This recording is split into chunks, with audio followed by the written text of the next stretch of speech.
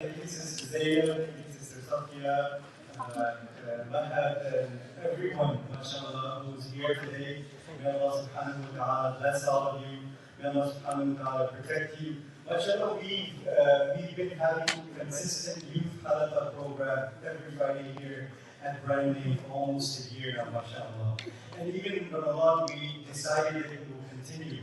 So we are having the youth iftar, which is every Friday. MashaAllah, we have about 20 to 30 kids, not kids, teenagers and young adults who come here, and they have iftar and they have a reflection of Quran and Seerah of the Prophet ﷺ. And on Saturday nights, we have a youth event. We had it last week as well. It was very good. We had a good cafeteria. So, alhamdulillah, this time I thought that since it's Ramadan, why not include families and include everybody else as well? And alhamdulillah, you can see that, mashallah, it's starting to pick up thanks to our youth committee. I want to ask all of our youth committee members to stand up for a second. All of the youth committee members to stand up for a second, just so that they can be recognized. MashaAllah, these are all our the two, three sisters. Yes, it's okay. She doesn't want to. It's up to you. But MashaAllah, the sisters, and then we have the brothers over here. We have about 3, 4 sisters, and then we have about 3, 4 brothers. Alhamdulillah, doing an amazing job. May Allah subhanahu wa ta'ala bless them. At this young age, taking out time to give to the masjid, to give to the community means a lot. In fact, that's how our guest speakers, all 3 of them started off with the MSAs and UH and high school and started participating. And then subhanAllah, today they're scholars, mashallah. They're leaders, they're religious directors, and they're leading the whole community, right? When you start off young, alhamdulillah, you have the right intention, you have the right approach, you have the right guidance, and Allah subhanahu wa ta'ala blesses you. It starts off when you are young. So those of you who are active right now, I see you as future leaders. Not necessarily, it doesn't have to be in the role of an imam, sheikh, or a religious director, just leader helping and giving back to the community. At the end of the day, that is our essence, and that is what Ramadan teaches us, to give back, right? The essence of fasting is that when we feel the pain of hunger and thirst, we feel what those people are going through who don't have any of those things, right? And Allah Azza wa Jalla has blessed us enormously with uncountable things. It allows us to be grateful and to show that gratitude to Almighty Allah subhanahu wa ta'ala, for which we are so grateful for. Alhamdulillah, there is so much to be grateful for to Allah subhanahu wa ta'ala. As He says in the Quran, وَإِن تَعُدُّوا نِعْمَةَ اللَّهِ لَا تُحْصُوهَا. That if you start counting the blessings of Allah subhanahu wa ta'ala, لَا تُحْصُوهَا, you will never be able to count them. So as I said, we don't want to take this too long, but alhamdulillah, I'm so happy today because most of our attendants are all you. Alhamdulillah, right? It's not the elderly, it's not the parents, it's mostly youth. And the parents are, the ones that are here, they are the parents of the youth. And I'm pretty sure they're sitting here because of their children. Alhamdulillah. This is beautiful. This is beautiful. That the children bringing their parents to come to the masjid and take us, be with us. So this truly shows the tarbiyah of the parents. Now let's count out this. Inshallah, we will start. So I'm going to start by passing off the mic to Imam Mahad, and then however you want to proceed with that.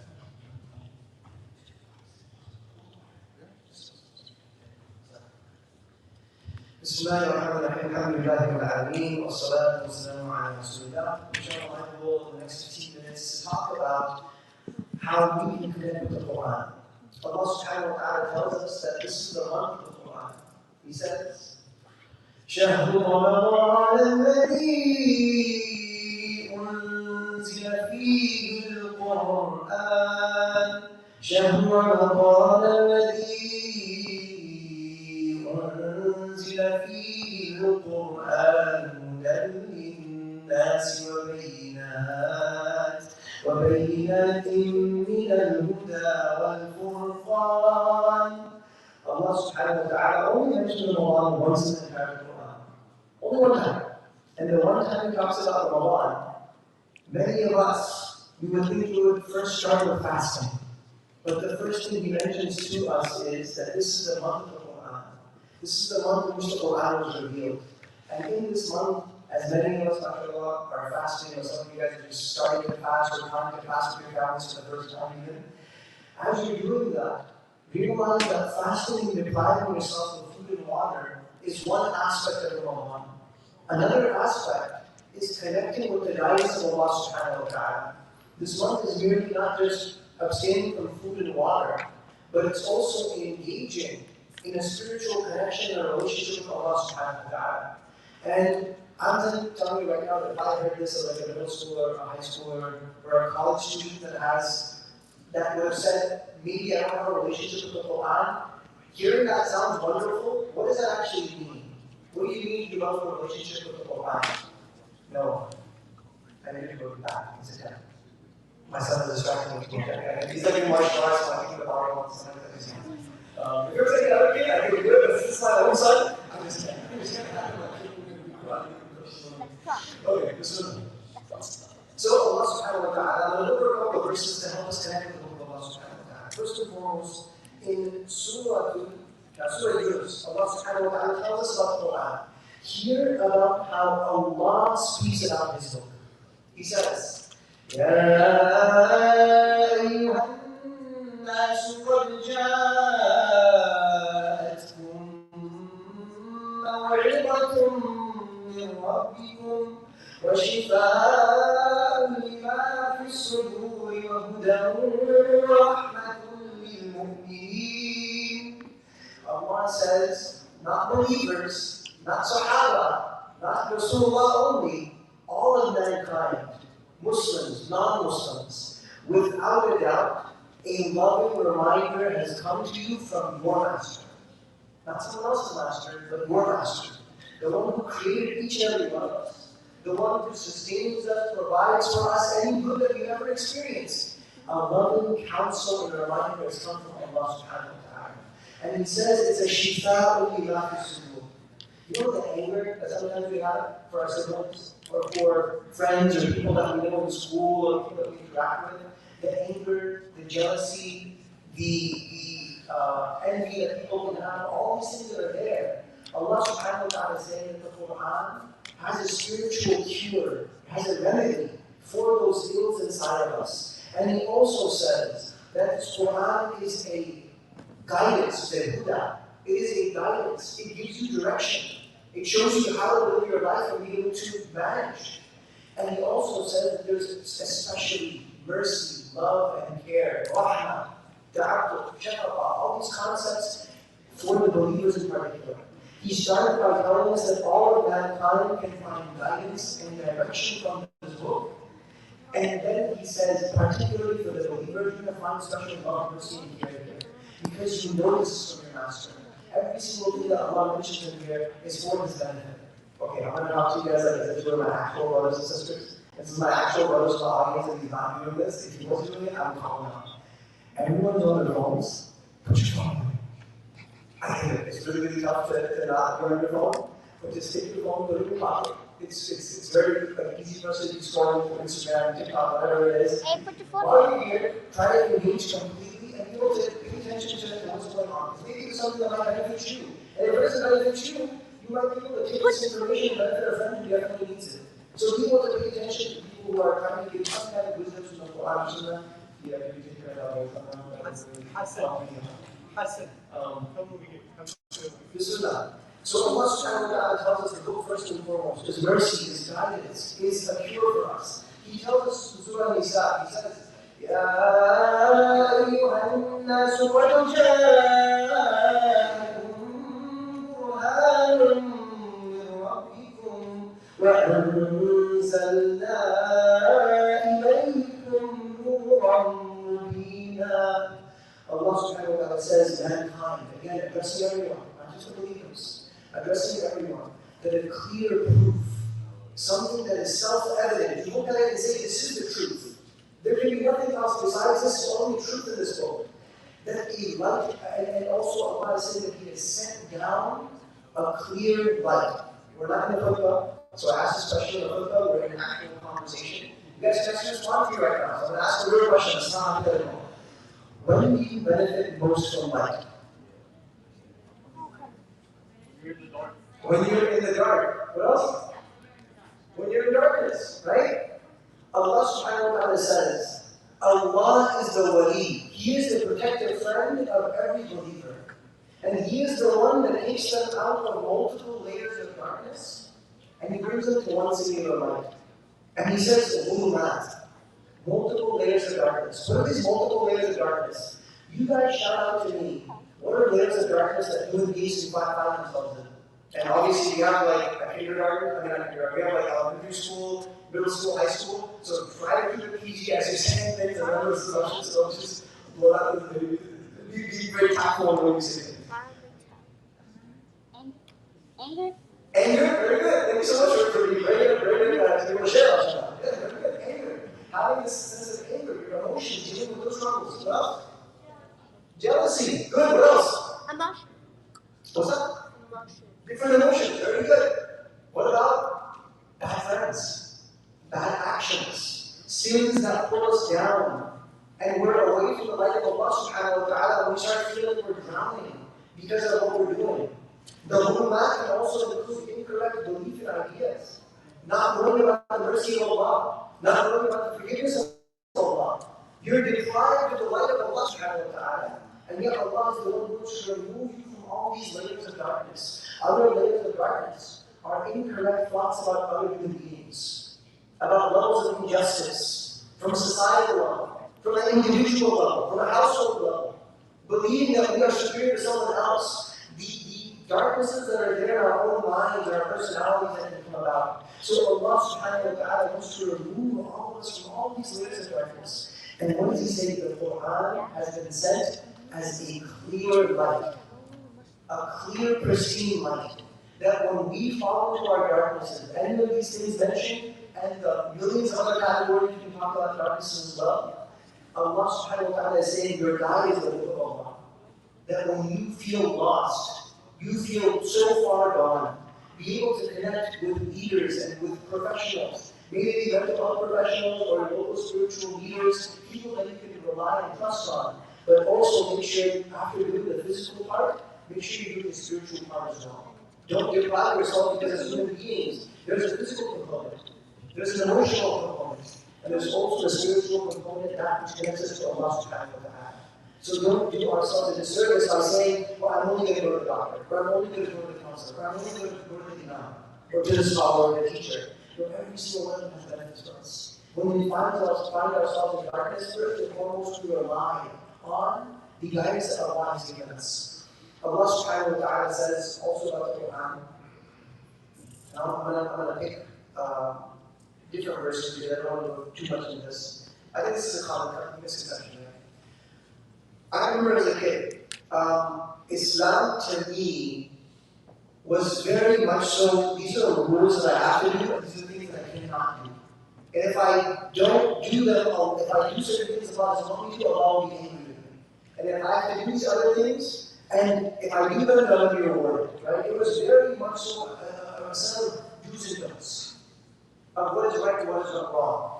And many times, us as individuals who either trying our best to connect with Allah subhanahu wa ta'ala, when we find ourselves sitting in the far away from Allah subhanahu wa ta'ala, when we look at the obligations and the muharramat and those things that are prohibited, we look at it as very much, okay, Islam, what it is in its totality, was just the rules of do this and don't do that. But that's not what Allah says. There is a guide for you in this life. Absolutely, there is guidance for our lives and how we structure them, but there's also guidance in every single day-to-day interaction we have. That with our parents, that with our siblings, when we end up getting married, with our community members, with people who are our enemies, who are our best friends. Allah has given us guidance in these realms. And Allah subhanahu wa ta'ala says, and I can sadly say that I can definitely relate to this because I remember I felt that religion was a burden for me. I felt that Islam was a burden in and of itself. That for me to practice the religion, it means that it's going to impede the way how I want to live. What I want to do, things that I want to engage with everybody, all my non-Muslim friends are doing in school, and even my Muslim friends are doing in school, I want to do that. And to be able to shift from that mentality that Allah is restricting you from all these things, to understand that Allah subhanahu wa ta'ala has in His own words, He has sent a light for us to remove some darknesses. He has sent guidance for our hearts, He has sent a spiritual cure for what ails us, and He has sent us guidance and direction in this life. And learning of the love of Allah, and learning who the Messenger of Allah sallallahu alayhi wa sallam is, that will slowly start to shape my perception. Wait a minute, this religion is not a burden. This religion is a mercy that Allah says. It's only when we understand what this religion is and not just do this, don't do that, do this, don't do that. And as parents, many times, from our background, from the parents who are here, right, we end up doing that because that's how we were taught to stop. Do this, don't do that. Have you taught your child about the mercy of Allah, blah, blah, blah? Have you taught your child about who the Messenger of Allah sallallahu alayhi wa sallam is? That Allah says He was the mercy of all of mankind. The kindness that we have, the forgiveness, the forbearance that we have. Being able to connect our young people's hearts to this religion is a difficult task, especially when everything around them is pulling in the other direction. They will falter just like we falter. They will have ups and downs just like we have ups and downs. And the Quran and this revelation, this religion should not be viewed by us as a burden. What does Allah subhanahu wa ta'ala say from His own words in Surah Allah? He says, أنزلنا عليك القرآن لتشقى إلا تذكرة لمن يخشى. Allah says, Taha, we absolutely have not sent this Quran down to you, Ya Rasulullah sallallahu alayhi wa sallam. And by extension, all of us and all of humanity, we have not sent it down so you become miserable. This Quran was not to bring you misery and grief and to make you feel as if my life is being constricted. Rather, it was meant to be a reminder. It was meant to be an upliftment for those who are in awe of Allah. That's the point. If the person is not in awe of Allah and has no idea who Allah is, I can quote all the verses I want, but if you have no idea who sent you these verses in the first place, it might not have the same effect. If you knew the love and the mercy of the one who sent this message, you would read it and cherish it, and you would want to connect with this on a regular basis. You would want to know the messenger who brought you his revelations. You would want to connect with him and his personality. Right? And Allah subhanahu wa ta'ala tells us the opposite. That what this revelation is supposed to be is, and so we have to recite our prayers. Alhamdulillahi alladhi anzal ala abdihi al-kitaba wa lam yaj'al lahu 'iwaja. When do we say Alhamdulillah? First off, what does Alhamdulillah mean? We have a transition. Yes. We say Alhamdulillah at the beginning of every single. At the beginning of every salah, Allahu Akbar. He's talking about Surah Al-Fatiha, right? Alhamdulillah Rabbil Alameen. Beautiful. What else do we say Alhamdulillah? Before we eat. Okay, we say Bismillah, we say Alhamdulillah, perhaps afterwards we say Alhamdulillah, the food was so amazing, right? What else? We're thankful. So, I'm going to go down the list of things. Some of y'all haven't experienced these, some of y'all have. When you graduate elementary school, you go to middle school. Alhamdulillah, finally done with elementary school. When you move from middle school to high school, Alhamdulillah, finally done. From high school to college, finally done. Alhamdulillah, you get your first job. You get married. You have your first child. Alhamdulillah, Alhamdulillah, Alhamdulillah. It's a statement for us as believers, has so much impact. And you know what else you do? And you might have seen your parents or people in the community or yourself, you might do this as well. You might be having the worst day of your life. And someone asks you, hey, how are you doing? Alhamdulillah. Even when you're struggling, subhanAllah, the believer is still connecting with that word because what does it mean? We're saying all praise and thanks belongs to Allah. We're in awe of Allah because of the magnificence and the beauty of the creation, and we are thankful to Allah for the countless blessings that Allah will give us. We can't count the blessings of Allah. And even if we try to start looking at those blessings, we will just be so grateful to Allah subhanahu wa ta'ala for all the things He's given us from the beginning of our lives to what we're benefiting from now, and those things we'll benefit from in the future that we have no idea what He is in store for us. And then Jannah and the next life. And also all the things that our parents and our grandparents benefited from. They all trickle down to us. And all the things that our children and our future generations will benefit. Alhamdulillah for those things. But in this ayah, Allah says, All praise and thanks is due to Allah subhanahu wa ta'ala. Because why? Because He is the one that sent down His book to us. He is the one that sent down this book to His slave Muhammad sallallahu alayhi wa sallam. And He made His messenger sallallahu alayhi wa sallam the embodiment of this Quran, how to live this Quran, and how to interact with people, how to interact with family and friends and even with enemies, and people that don't good for you. He's an embodiment of the character of the Quran. And then people that transition inshallah to other speakers. It's a particular verse I'm going to close off on. We talked about that the Quran is a blessing, that we are trying our best inshallah to connect with the book of Allah. Many of us, I'm sure many enrolled or maybe have gone through, our parents have put us into programs where we're learning to recite the Quran. That absolutely is very, very important. Because the Messenger of Allah sallallahu alayhi wa sallam was sent to recite the book, as Allah says in the Quran, to recite the book to the believers, to recite the miraculous verses. He was also sent to purify them by way of the verses. How do you purify your soul? How do you clean your soul with the verses if you don't understand what it says? If there's a manual, right? Imagine like if I gave you like a cable to build, or I gave you some really complex thing to build. Now like here's instructions. And you look at it and you're like, this is in Russian. How am I supposed to figure this out? Like, but it's a guide for you. It's like, yeah, but how do I use it if I don't understand it? And that's for us as people that maybe don't understand the Arabic language or which are who learn Arabic language, right? Being able to connect with the book of Allah. And how do we do that? How do we those wonderful translations for the parents and for those who are old enough to even have their own devices and can download it? Be able to get the clear Quran translation. The Dr. Mustafa Allah. It is a wonderful, simple translation, and we use it in our seminary, we use it at Medina and Qalam and many student teachers back this translation. The Clear Quran by Dr. Mustafa Allah. It's a beautiful translation. The physical copy is far superior to even the digital copy.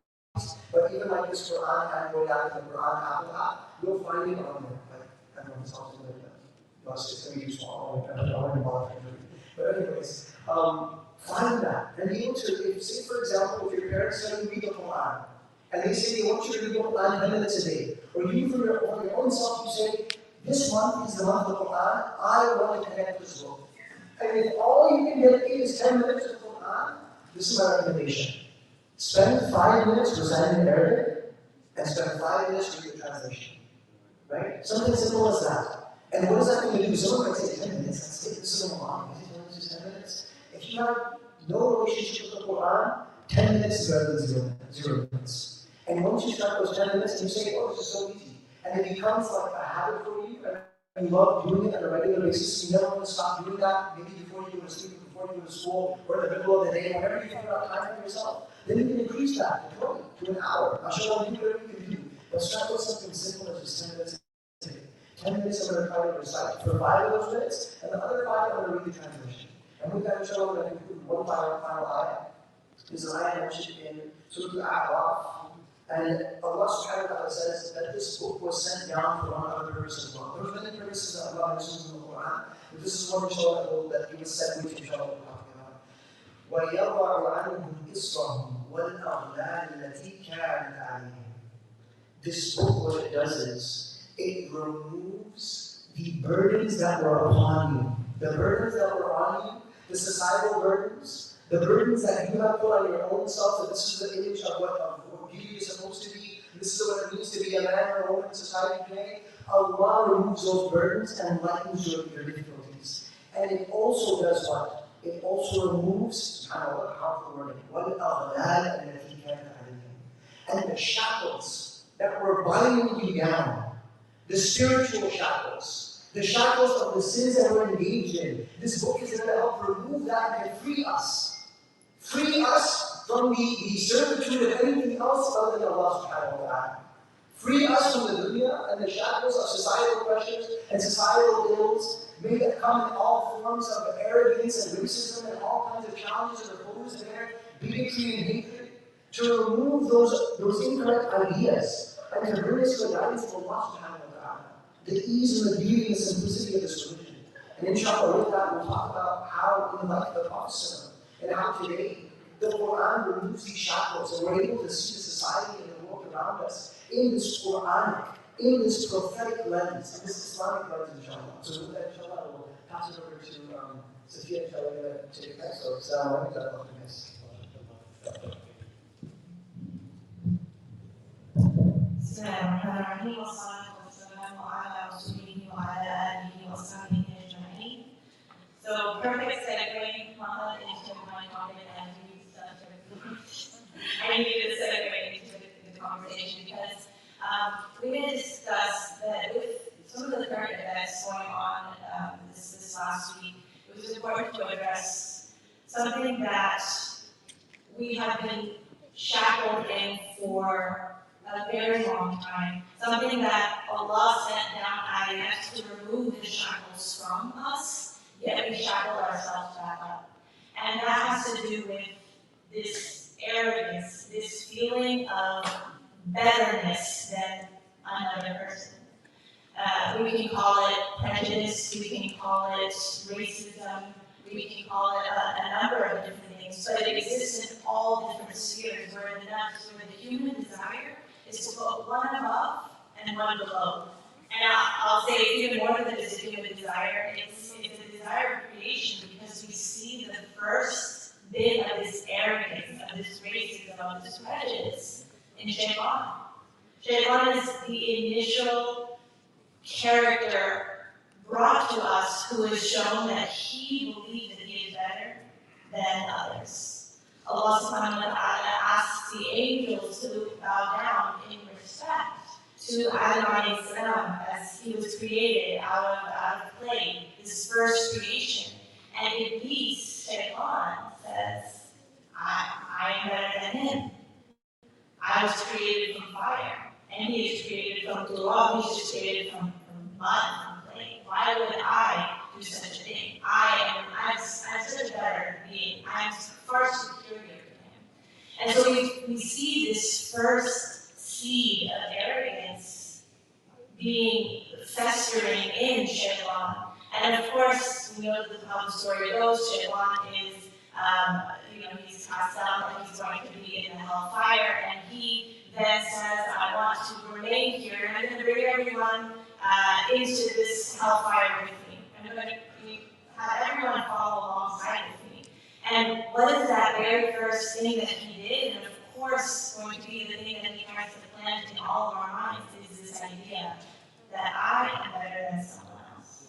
That I am far superior, and therefore I deserve more rights, or I deserve more privilege, or I deserve more this, that, or the other, or just simply this is better and that is less.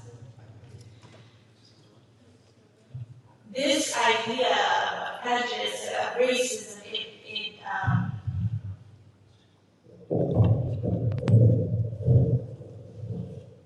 didn't think that would be so much, sorry.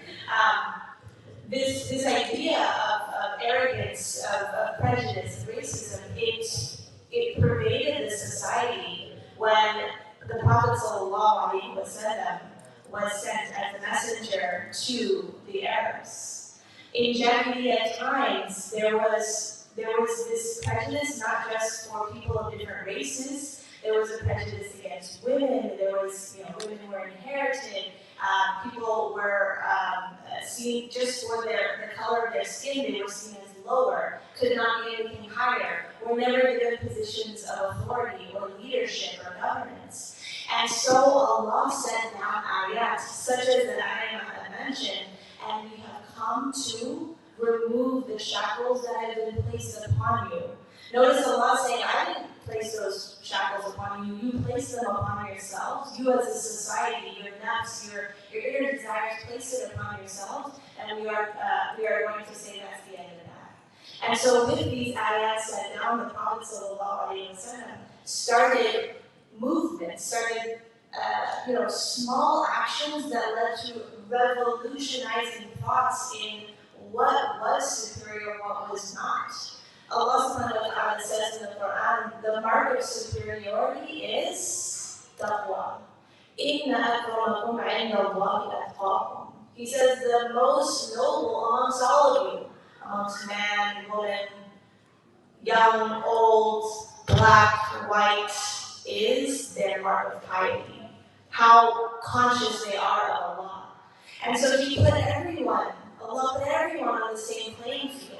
In terms of your spirituality, you can reach the highest of highs in spirituality no matter what race, no matter what color, no matter what gender.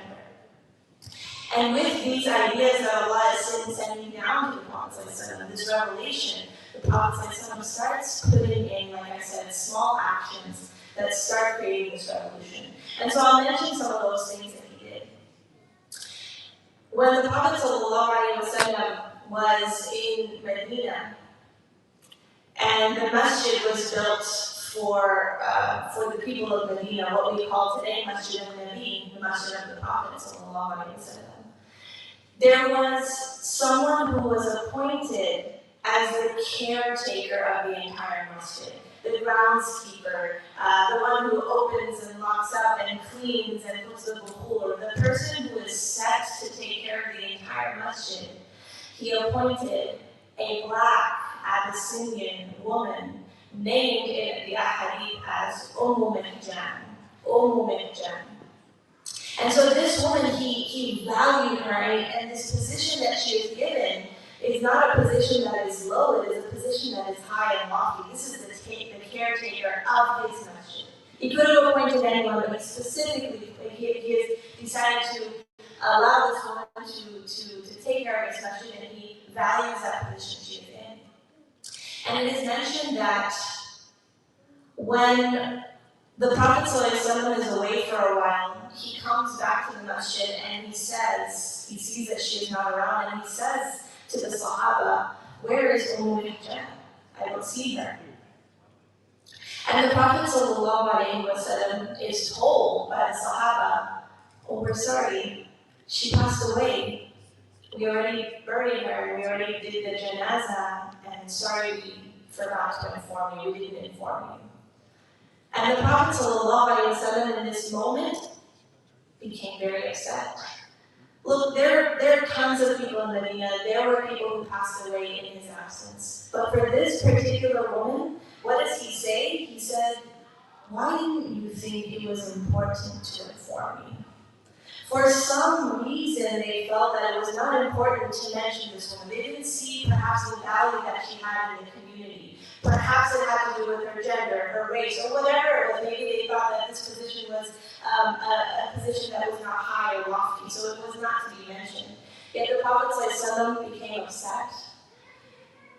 And he then went to the graveyard and performed his own salat al-janazah over this woman, which is not something he did for everybody. Very specifically, he goes to the graveyard. The janazah is already condemned. He performs his own salat al-janazah for this woman, Mihjan, a black Abyssinian female who was the caretaker of this masjid. These, perhaps you can say, small steps he took, they were revolutionizing to the people. This person is important? Well, why did we think she was important? Let me take some time and think about, why did I not think it was important to mention? Why did we not think this was a lofty position? Slowly, the seeds are being planted in the minds and in the hearts of the community of the Prophet ﷺ. Backtrack to back when we were in Mecca. The famous Sahabi, Bilal, anhu, who many of us know his name. Why do we all know his name? Why are so many children named after Bilal, anhu, who again was a black slave in Mecca? Bilal anhu was one of the first to accept Islam in secrecy. And when he accepted Islam and his owner, his master, came to know that he had accepted Islam, he tortured him. He hurt him. There was lots of torture going on, including the famous incident of a big, huge rock that is put on the body of Bilal anhu. And he continues to say, Allah is one, Allah is one. He did not denounce Allah. He did not denounce his faith. For these actions that he took, when the Prophet ﷺ saw this, he noticed this is a strong believer. He didn't look at that person for his race or for what position in society he was, because at that time he was a slave. He didn't look at that. He said, that is a strong believer. And he asked the Sahaba, while he is being tortured, he asks the other Sahaba, the Prophet asks, who can buy Bilal? Who can buy him because he wants to buy him away from this master and take him away from this worker. Abu Bakr radiallahu anhu, he stands up and he says, I will buy him. And the master, and he asks the master, okay, so what is the price? And he says 10 gold coins, which is a big price. Gold is very valuable. 10 gold coins. Abu Bakr radiallahu anhu goes, fetches the gold coins, and he gives them to his master. His master was what we call bluffing. It was just giving a high number, just so that Abu Bakr wouldn't be able to buy it, and he could continue to torture him. But Abu Bakr saw the value in this believer of Allah. And he buys him, and Umayyah, the master, says, he laughs and he says, if you had just bargained with me a little bit, I would have given him away for one golden coin. And Abu Bakr says, if you had bargained with me and asked for 100 gold coins, I would have paid 100 gold coins for Bilal. And so he Abu Bakr buys Bilal and immediately frees him. And Bilal becomes this amazing, you could say, like assistant of the Prophet with him everywhere he goes. The Prophet keeps him as a close companion. It is mentioned in many narrations where there were just the Prophet and Bilal, and he didn't want anyone else to enter. There's so many of those stories where it's just the Prophet and Bilal is the one saying to other people, no, he doesn't want to see you. No, he doesn't want to see you. So people were being turned away, but Bilal was allowed to be kept in his close company. That is how valuable he saw Bilal radiallahu anhu as a believer in his community. Bilal radiallahu anhu, he was given the position of the mu'adhin of the ummah of the Prophet sallallahu alaihi wasallam. It was a great, lofty position. When the Prophet ﷺ first had the adhan made, he asked Bilal to go on top of the masjid and make the adhan. This is raising to the top of the masjid, where it's proudly and openly saying, we are calling everyone to this faith, we are calling everyone to the prayer, and he appointed Bilal to be that specific person. Bilal became then like the head of all of the mu'adhins of the Muslim Ummah. And he gave him this position again. One is he saw the strength of this man, the strength of the belief of this man, the conviction. But two, he also knew that Allah did not want people to put people in different positions because of color, because of race, because of gender. And so he was going to uplift him and honor him to an honored position so that all would see as a model, as an example, that this was someone who can reach this position. And to erase and to take away all of your preconceived notions of what you think someone of this color, someone of this status can achieve. Bilal radiallahu anhu, though he has been given this position of this close companion of the Prophet, he's given the position of the mu'adhin of Muslim Ummah. He's even given eventually the position of the head of the treasury of Muslim Ummah. Even though all of these things take place, the nafs is still strong. The ideas that have been perhaps plaguing mankind for generation after generation, that one must be better and one must be worse, still permeated through the ummah of the Prophet ﷺ, to the point that even though he's got all of these amazing positions, and the Prophet has talked about Bilal, footsteps being heard in Jannah, all of these amazing things, the nafs still got to some people, so that one day, when there's a gathering of some Sahaba, Bilal who is in that gathering, someone gets upset at him and calls him the son of a black woman. The son of a black woman, which was at that time perhaps you would say like a prejudiced comment. And Bilal became upset. He became upset. He told the Prophet ﷺ, and the Prophet ﷺ said to this man, you still have remnants of Jahiliyyah in you. You still have remnants of Jahiliyyah in you. Saying to this man who said this to Bilal radiallahu anhu. Everything that Islam came to destroy, you've still got it. Your heart is still holding strong onto that. Let go of that. This is what Islam came to change. It came to change so many things, revolutionize so many things. Why are you guys still stuck in your ways of Jahiliyyah? The Prophet ﷺ had said that there are 4 traits of Jahiliyyah that humankind is going to continue to deal with. And one of those things he mentions is defaming others on the basis of their lineage. Saying one is worse than another because of their lineage, because of their race, because of where they come from. Now think about that from our own perspective. How many times have we heard in our community, maybe it's not coming from us, but maybe we hear it from friends, a sly remark on the side, something that's inappropriate that we say about somebody else of a different gender, of a different race, coming from a different ethnic background. When we allow those conversations to happen in our circles, we are saying that that's okay. When we hear those conversations from our older generation and we don't speak up against that injustice, it becomes things that continue from generation to generation to generation. And so I hope that we can look at how the Prophet ﷺ 1400 years ago was fighting against this culture, was fighting against this prejudice, was fighting against this sort of arrogance that existed since the beginning of mankind, since Shaitan did not bow down in respect to humans. That we need to continue mindfully battling that in and of ourselves, in our own souls, in our own hearts, in our own minds. And with that, inshallah, Sister Zainab is going to help us see that from a perspective of how we can perhaps implement it in our lives today.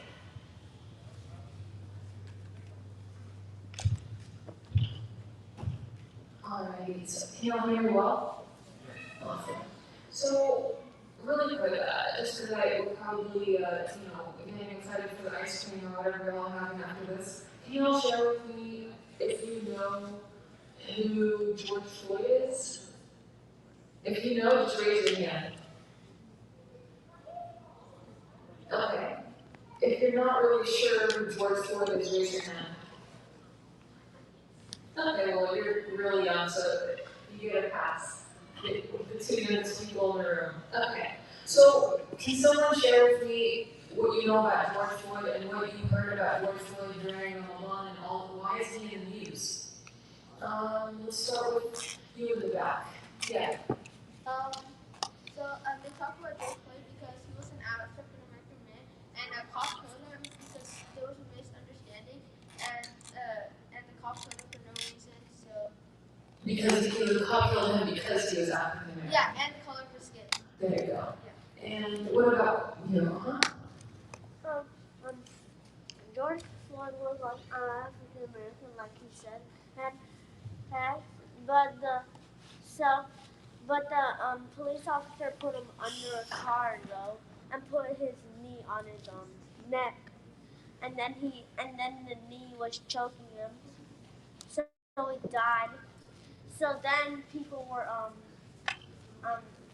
what's it called? Protesting? Yeah, protesting for George Floyd. So how old are you? I'm 9. So you heard about it, right? Yeah. Last year. So then why is it in the news now? Yeah, because of his trial. Whose trial? Go ahead. Good. So you all knew the name, right? Derek Chauvin, and you knew it was a police officer, right? So throughout the time that we've been fasting, right? If you're attending, you're probably coming to this festival mostly, right? This is Sunday, right? And a lot of times we don't really hear about these things in our society. But you have, you have like younger and you have now to try to make sure that y'all are being raised as like American Muslims, and so alhamdulillah, all of y'all know who George Floyd is and understand what's going on. But let's talk about that a little bit. We talked about the Quran and we talked about the Prophet, which is the Sunnah, right? You see that? So let's talk about how in the world those things have anything to do with someone random that was killed last year and a trial was happening that was, ruled that that police officer is guilty. What's the relationship between the two? What does Islam have to do with African Americans, people who happen to be black, being murdered just because of the color of their skin? So let's think about that together, okay? What did the Prophet ﷺ, if he were alive today, and that's how we try to live, right? We know Prophet Isa is coming back. If Prophet Isa came back right now, right? And Prophet Muhammad, we know every time we say Sallallahu Alaihi Wasallam, literally he comes back to life just so he can respond to us, right? Allah puts his soul back in his body just so he can say, right, basically respond. We're saying Sallallahu Alaihi Wasallam, and he's responding to us. So let's think about why we even need to think about the Prophet and blackness. Why does it matter? Because let's talk about what Islam came to do. Okay? The first 10 days of Ramadan are done, and what were they the first 10 days of? Mercy, yes. And now we're entering the second 10 days of forgiveness. So let's reflect on mercy. Let's think about what did we learn from these first 10 days? Okay? When you think about the word mercy, doesn't it kind of feel like somebody has more power than you, and that's why they have to be merciful to you, right? It kind of sounds like someone else, someone older, we know from the hadith, is merciful to someone younger, right? Or someone with more power is merciful to someone with less power. We don't automatically think someone who is exactly my equal, I'm going to be merciful to them. If I share my water with you, you're not going to think, wow, she's so merciful, right? Or if I share my donut or something that you really wanted to taste. But there's actually another kind of mercy, not just mercy from Allah to us, but there's mercy between us, okay? Allah told the Prophet to teach us this hadith, which is, it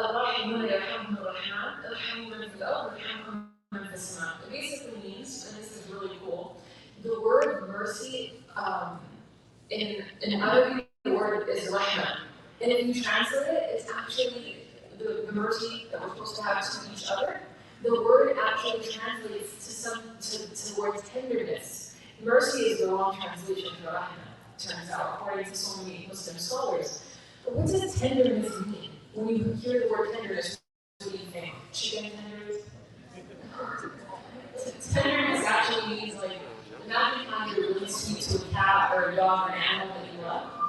Or like you're longing tender or one of your family members. But imagine the person who gives you the biggest hugs, right? And like kisses you 16 times and they give you wet, hideous kisses, just kidding. But these people are tender, okay?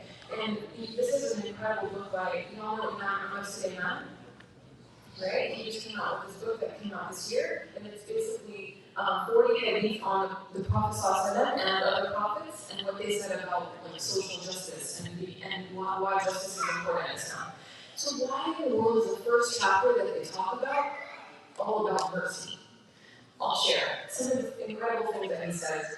So because mercy translates to tenderness, and the best word for tenderness, because that's not necessarily a word that we use today, the scholars say instead of tenderness, it's actually love.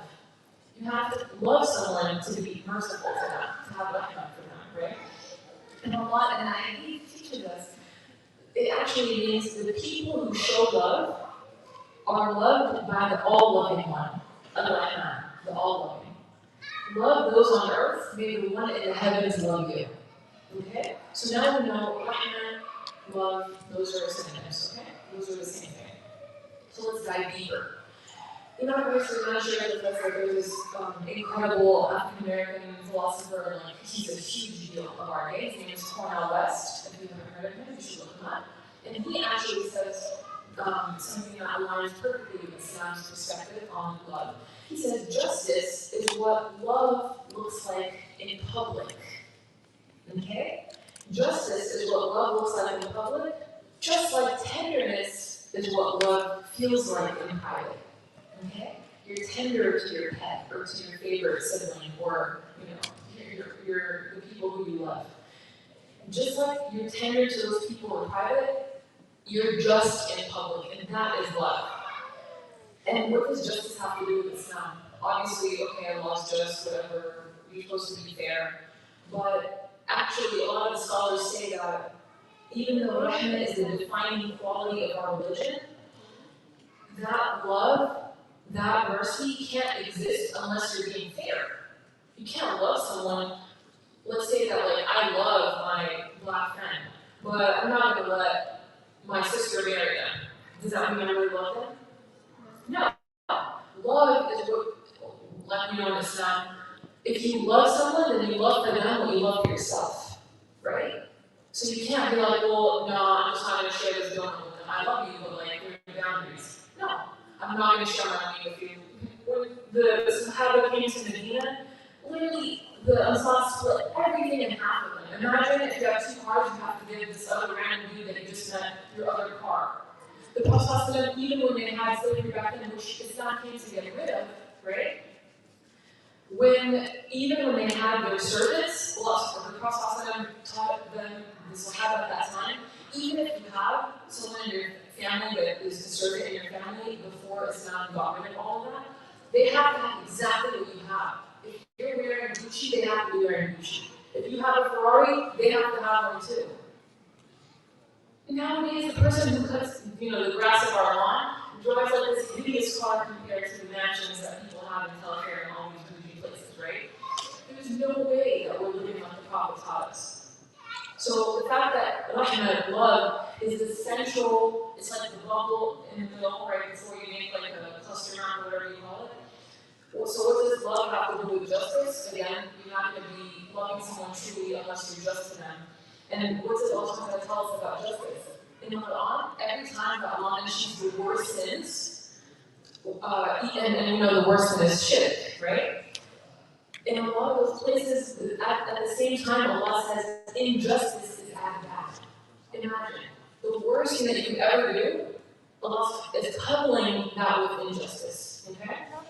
And Allah also tells us that we are a community of people who command justice and forbid what's wrong. So we hear a lot about this concept of justice. We know the Prophet himself, over the whole years of his prophethood, every single thing that he did was to make sure that people were being just to each other. Because he knew if that was the one thing that he could plant, that one seed, then the rest of the time, the people who are alive today, like me and you, would get the message, right? The first people who became Muslim, they were the people everyone hated. They were the people that were rejects. They were not the fancy people who had the nice things. When the guy went up on top of the masjid and made the adhan, Islam was trying to teach people, hey, this is a black religion too. And if you don't like it, then you're not going to be one of us. Sorry. But until you can accept that this religion is led by people who, before this is all taught or less than you, then you're not welcome here. You get that out of your heart, and then you can come to this place. And the Prophet said multiple times that we see, you know how their children did that disgusting thing, right? A Sahabi one time was torturing his slave before Islam mandated that slavery is no longer acceptable. Imagine that the Prophet was walking past and all of a sudden sees this happening, and the guy, the Sahabi that was torturing the slave, hears a voice behind him, and he never heard that voice before. And the voice says, no, like K-N-O-W, like, beware. And the guy was so confused, like, who's telling me this? And then he turns around and realizes the Prophet was so angry, he was using a tone of his voice that, like, you know when you're so angry that, like, this line comes out of you? That angry voice was pouring out of the Prophet because he was so extremely upset that a man thought that he can have more power over another man and use it against him. And in that moment, the Sahabi was so shook that the Prophet was talking to him like that. Imagine this man that you love, that you want him to think that you're a great Muslim. He's seen you doing this thing. In the same split second, that Sahabi goes, I'm freeing this slave. This person is free. 2 seconds ago, he was beating the crap out of him, and now he's freeing him because he realized, oh my God. And the Prophet tells him right after, if you hadn't freed him in that same moment, Jahannam would have eaten you up. So basically, Islam came to free us from the mentality that there is someone who can be better than someone else. In Arabic, the word word is bully for injustice, and think about it, this very, like just the linguistic definition out of the dictionary, just means that if you pick something up and you put it somewhere that it doesn't belong. So white supremacy is picking up your soul, your sense of self, and putting it somewhere it doesn't belong, thinking that it's better than this other person's. And Islam is not that, okay? Unfortunately, our parents' countries were colonized by white people, and they were convinced that because all the people who led their countries, right, the leaders of these places were white, they were Europeans who came and took over. 80% of the world at some point was ruled by white people who told everyone, hey, we're better than you only because we're white, because otherwise they can't convince anyone that they have a right to power. Why does it make sense that you're in charge of me? The only reason I have to say is you're darker than I am. That's how the white people got away with it. And unfortunately, when you have that, somebody beating that into you after so many years, right, decades, then you start to kind of believe it. And then our parents come here, and unfortunately, we still hear that this crap is happening, that people are talking about other people as if they're better. Or you'll notice that for some reason, all of your friends and all of the people that your family's hanging out with, they all happen to be of a similar color or race, right? That's not normal. It's not normal when you live in the most diverse city in America that all of your friends are from the same place as you. Islam is a global religion across time and space, and the Prophet ﷺ, teaching us all that he taught us, it would be a waste for us to exist in bubbles and to let people like George Floyd and the sad reality is, would we even know about a lot of these men if some of them didn't happen to be Muslim? Stephon Clark was Muslim. The last thing he said was, I can't breathe, please, Allah. And the police officer that tortured him to death literally said, Allah, what's Allah going to do for you now? That was his dying words, okay? So we know what Allah's going to do for us, but are we doing that for each other? Y'all live right next to Missouri City, which is a historic black neighborhood, and tons of black history just 5 minutes away. What does your life look like? Does your life as a Muslim only exist with other Muslims, or are you doing things outside of your world to make sure that you're connected to the people that the Prophet ﷺ came for? The Hadith says the dua of the oppressed, and the Hadith subhanAllah talks about how the oppressed person who makes dua, that's the most oppressed person in our country today is the African American, okay? That person, even if they're not Muslim, the Hadith says even a non-believer, even if they're not Muslim, when they call to Allah, when they cry out for help, when they make a dua, and that could be against us because we're chilling in our comfortable lives, right? And Allah will accept their dua. There's a hadith that talks about how a just ruler, a just leader, the whole point of them coming, of them being a ruler, the only way that they're going to get away from not going to Jannah, because on the day of judgment, they're going to be shackled, they're going to be chained. And unless they didn't wrong other people, those chains are not going to be broken off. They're going to end up getting thrown in hell. How? If they didn't avert the call of the oppressed. So imagine that there's someone that's oppressed and they're calling out to Allah. Allah says it's the job of a just leader to make sure that no one is oppressed so that they have to call to Allah. Isn't that incredible? There shouldn't have to be anyone that asks Allah, that tells Allah, like, this is unbearable. I can't breathe. So I just want us to think about if the founder of racism was Shaitan, and we have even 0.001% of it in our hearts, by looking at our friend groups, by looking at what are the things that we say, right? If I say, well, this person looks like an angel, is it because they're wearing white? Are angels white? Is white like the color of Jannah and light and good things? Yeah. Right? We have to start unpacking in our head, how do we think about the color white? Islam is not a black or white religion. Islam is an everyone religion. So what are we doing to make sure that we're not carrying Shaitan's mentality into our homes, into our hearts, into Allah. And we're in a rare form right now. Our heart is kind of like raw. It's open. It can change in Allah most of any day of this entire year, of any month. This is that month that you can actually kind of be like, okay, I don't really love this thing about myself. This is the time that I have to change because Shaitan's locked up. The founder of racism, of white supremacy, is literally in jail, okay? Like Derek Chauvin and Charlotte Forever, and all of these men who, and women, and racists who get away with it. But we have to make sure that we're not one of them. Even if we're nice to people, mercy is not enough. Justice is what Allah commands us to do. And if Allah made injustice haram for even Allah, Allah made it haram for Allah to be unjust. So imagine us, right? Anyway, at the end of the day, I just want y'all to think, if Allah chose us to be in this country and chose us to be Muslim Americans, it has to be that there's a really specific reason. If Allah chose, Allah chose for Halima and for Barakah to raise the Prophet two black women, those were like his moms. Why did Allah choose that? If Allah chose for all Muslims to go to a black country, to Abyssinia, right? Why did Allah choose that? That's not random. That's Allah is trying to teach us, dude.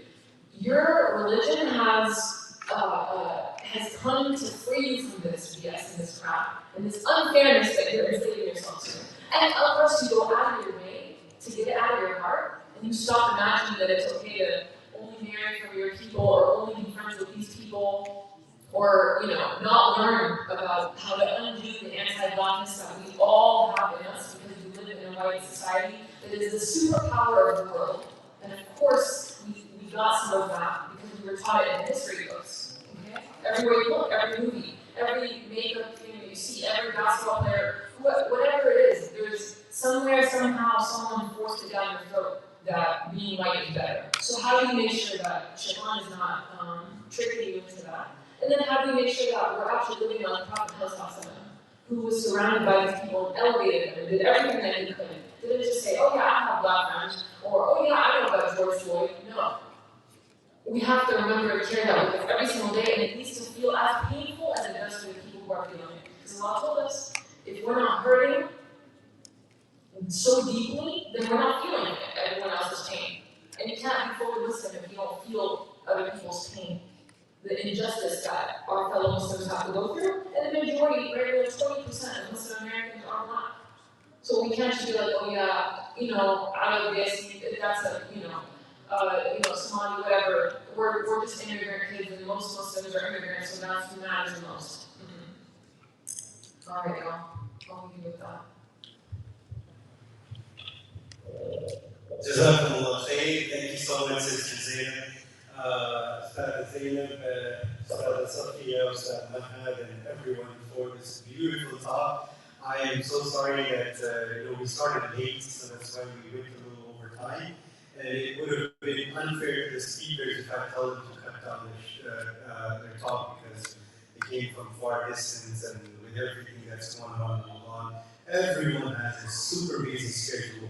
I know all of you, including even the little ones, have a super busy schedule with keeping up with the fast and going to the masjid and suhoor and everything is just upside down everywhere.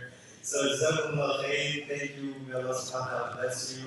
I want to take this opportunity to just share this beautiful ayah of the Quran with you, which is in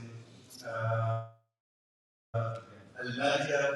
It's Al-Ma'idah. Ya ayyuhalladhina amanu kunu qawwamina lillahi shuhada bil qist walau ala anfusikum aw al-walidayn wal aqrabin in yakun ghaniyan aw faqiran. That Allah subhanahu wa ta'ala says that, oh, you believe, stand firmly for justice. Qawwami, stand firmly for justice. Shuhada lillah, witnesses to Allah. Walau ala anfusikum, even if justice entails you to stand against your own self. Aw al-walidayn, even if it entails you to stand against your parents, wal aqrabin, your kin and your relatives. In yakun ghaniyan aw faqiran, if they are rich or poor. Know that Allah Azza wa Jalla is more worthy and more deserving of your loyalty. SubhanAllah, such a beautiful and such a powerful ayah. We don't find anything like this. Anything like this in any other scripture. Nowhere else except the Quran. The thing is, we're not aware of the Quran. We don't know the message. Just like Ustad Mahad was saying that if someone gives you a book, a manual or a guide in Russian and tells you to read, I don't know Russian, right? I don't know the language, I'm not going to understand. But this is such an important book. If you don't understand, you are completely in dark of these beautiful messages that contains within the Quran, but we ourselves are ignorant to that. Because we don't make an effort. We don't make an effort to study the Book of Allah. Ustad Mahad and Sister Safia and Ustad Zainab, they all teach classes. They have Arabic classes, they have Quran classes, they have grammar, they have tafsir classes, they have weekly halaqat exclusively for sisters, for professionals, for children. Sohba Seminary, and I know that Zainab also has weekly classes because I know some of the students who attend her classes, mashallah. And the teaching and studying circle with one of these scholars who have dedicated their lives to this, to teaching the Quran, spreading the message of the Quran. One class a week is not too much to ask for, right? We do so much homework. Allah, with these kids in middle school and high school, 8 hours in school, and they still get like 3 hours of homework. Right? It's so much of homework. And all day long, we do homework. Allah, right? Mashallah, it's amazing, I'm not saying. But at least you can give an hour a week to the Book of Allah. And study with the teachers who are born and raised and involved and engaged and know the culture, know the society, who can speak to you. Not everybody can sit in the podium and talk to you about the current situation such as George Floyd. You don't feel comfortable. They don't have knowledge. They don't know what to say. Sometimes if you haven't went through that, right? If you were not raised in this culture, you wouldn't know. So subhanAllah, we have young scholars, young shuyukh, who studied here in this country, and then they went and studied Islam. They present to you a perfect mix of the society that we live in. So we ask Allah subhanahu wa ta'ala to accept the efforts of our teachers, our shuyukh. We ask Allah subhanahu wa ta'ala to accept it from all of you. I'm going to conclude because I know that Ustad Safia and Ustad Mahad also have a class in the morning at 9:30. Although we like to stay up, all of us like to stay up all night and we're going to get to bed after Fajr probably. They're not going to do that, they have a class.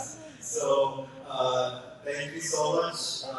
Sir, later, if you don't have to leave, can you judge with us the Quran contest for, it would be like, just like maybe 10 students, right? We have a Quran contest and we have prizes. What's the prize? Can some of the youth members can come up and tell us? And in the meantime, if Ustad Mahad and Ustad Safia want to leave, thank you so much. We're grateful to you and all the work and everything you do. You want to say?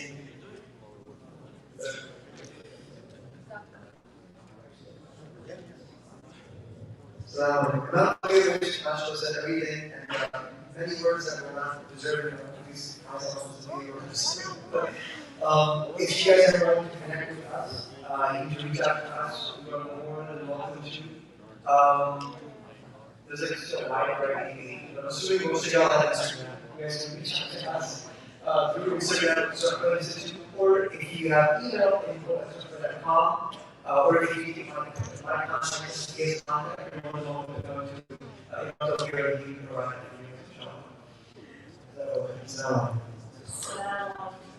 I was just going to say, this is such a good one that Sister Zainab was inspired, mashallah.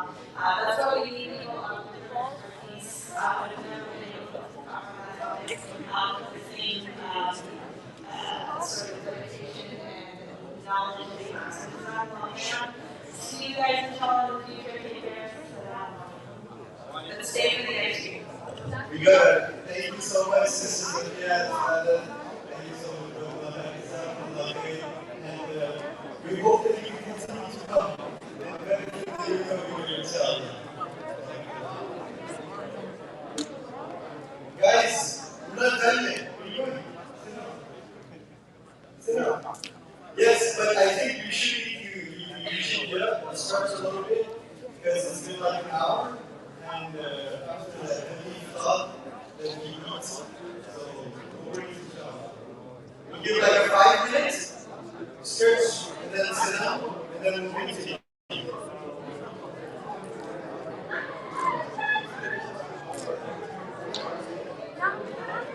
I think the ball second place.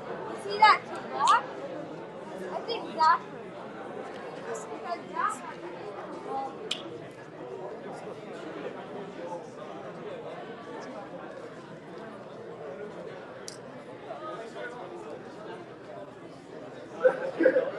Wait, no. I think that's the phone. I really think that's the phone. No, I think